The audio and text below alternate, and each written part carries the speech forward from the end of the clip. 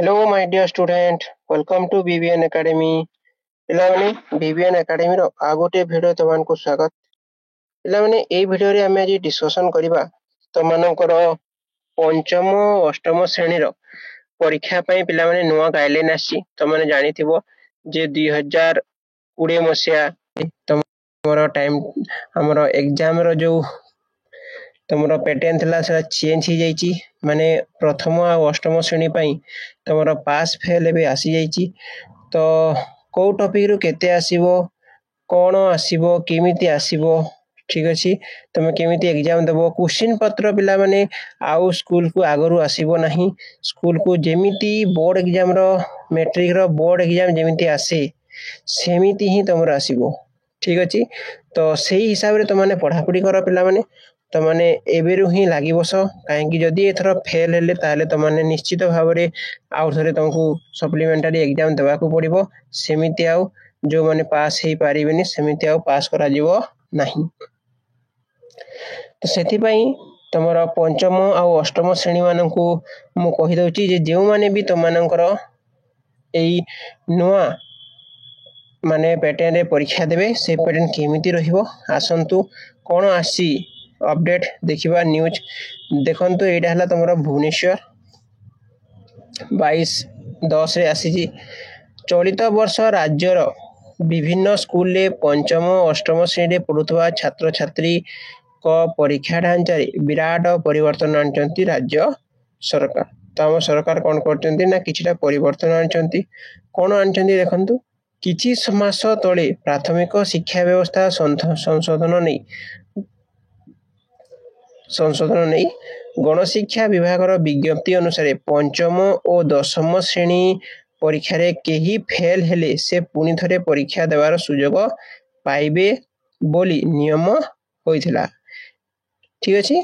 एबे उभय श्रेणी रे होइथवा परीक्षार गाइडलाइन जारी कराइछि। तो गाइडलाइन कोन रहिछि एबे जारी होइथवा संकल्प पत्र कहूछि जे जातीय शिक्षा नीति 2020 अनुଯାयी छात्र छात्री प्राथमिक शिक्षार प्रवीण हवा जरूरी एहाकू दृष्टि रखी परीक्षा ढांचा रे परिवर्तन हेबा मध्य आवश्यक।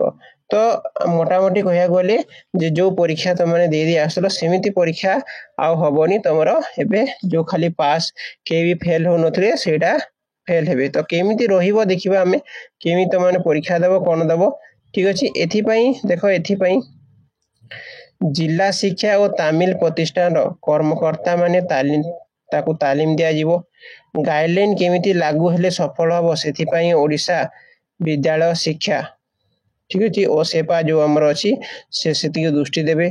सबु जिल्ला को प्रश्न देखो पिला माने एठु इंपोर्टेंट सबु जिल्ला को प्रश्न पठाइबा दायित्व रहिबो ओ सेपारो जिला स्तर रे ठीक अछि। प्रश्न पत्र प्रस्तुति बेले जिला शिक्षाधिकारी माने डीओ आउ तमरो डीआईटी जिल्लापालक अध्यक्षता रे गठित जिला स्तरीय तत्वावधान रे अधीन रे काम करिवे। तो क्वेश्चन पिला माने एबे आउ तमने जो आगरु देखुदलो कि तमरो आगरु जो डिस्कशन करा होतला भी ता रिलेटेड किछि सेटा आसीबो नाही। प्रश्न पत्र सुरक्षित रहिबो कि नहीं से नहीं डीओ ध्यान देबे तमने पूरा डीओ ध्यान देबे। तेबे पंचम श्रेणी रे लिखित परीक्षा पई पिला माने देखो पंचम श्रेणी जेते भी अछंती से माने लिखित पई 40 मार्क तांकर परीक्षा देबे से माने आउ 10 मार्क तांकर कोन रहिबो ना मौखिक पचरा जीवो तांको ठीक अछि। तांको कोन पचरा जीवो ना मौखिक पचरा जीवो ठीक अछि। तापर देखो अष्टम श्रेणी रो लिखित परीक्षा पई 50 मार्क रखा जाइछि। पूरा अष्टम श्रेणी वाले कोन करिवे ना तमने पूरा 50 मार्क जेमिति परीक्षा दउतरो सेमिति ही परीक्षा देबो। विद्यालय रे ही उत्तर खातार मूल्यांकन हबो तो विद्यालय रे ही देखा जिवो खाता आ फेब्रुआरी मास रे परीक्षा हबो पिला माने देखंतु केबे तम परीक्षा हबो तमरो परीक्षा केबे हबो फेब्रुआरी मास रे परीक्षा हेबा को थिबा बेले मार्च शेष सुधा खातार मूल्यांकन हे जिवो तमरो फेब्रुआरी रे तमरो खाता देखा जेबी हबो आ मार्च बेले कोन हबो ना तार मूल्यांकन भी हे जिवो माने देखा भी सरी जिवो।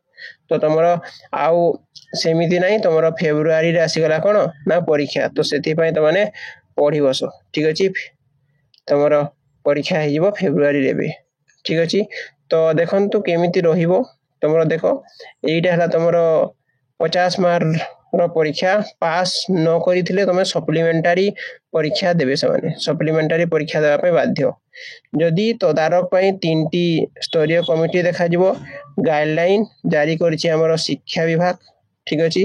तो ये तुम देख यहीटा को पिला माने क्वेश्चन तुम कौटी रखा देख क्लस्टर स्तरीय नोडाल हाईस्कल जो ठारे 10वीं श्रेणी बोर्ड परीक्षा प्रश्न पत्र संरक्षण रखा जाए सेठी ही तुम प्रश्न पत्र संरक्षण रखा ठीक अच्छे। आउ सीआरसी माने ए दलर नेतृत्व नेबे परीक्षा दिन सकाळे बीओं द्वारा गठित दल कड़ा सुरक्षा और गोपनीय भावे ठीक अच्छे कड़ा सुरक्षा और गोपनीय भावे स्कूल को प्रश्न पत्र पठाइबे। तो केते माने तुमर एबे आउ तुमर कौन परीक्षा एमती हेनी।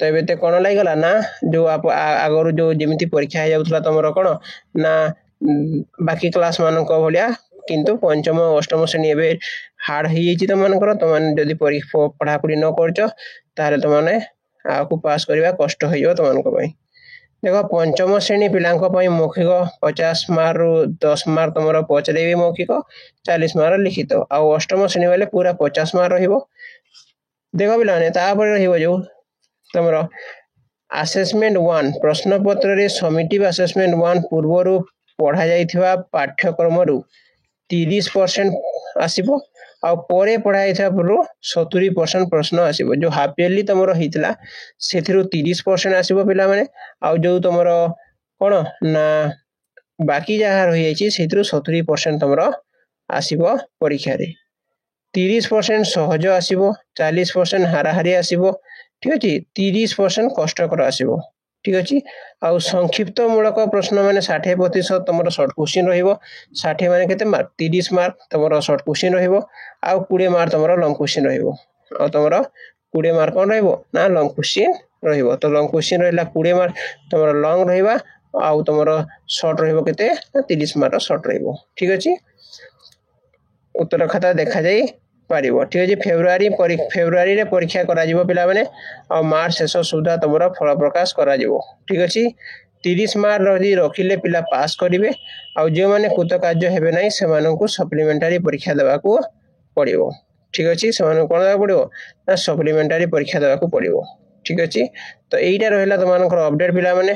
तो जदि तुमने क्लास 8 रो यदि क्लास तुमनकर करिवार अछि तारे तुम कमेंट जणे पारिबो ठीक अच्छे। ओके पिला माने थैंक यू।